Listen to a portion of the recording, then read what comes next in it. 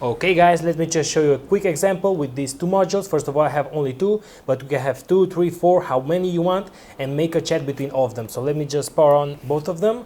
So you'll see that the first time that you will power on the module, you will be asked to tag your name. So let's, for example, place Rick here. Rick. So as you can see, name was saved as Rick, and now I'm connected to the chat. I'll do the same here for Morty.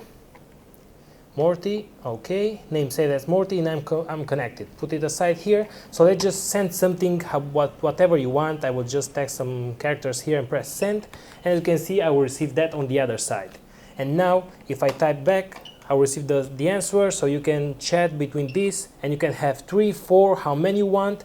But using the name, if I tag here the name ID1, ID3, ID4, you always see first the name and then the message that you receive. So you could use this with how many friends that you want, with your neighbors. So that's it. This is just a simple example with these two chat modules. As you can see, I can send message from both of them. And if you have one more, you will receive the name first and then the message. So that's it.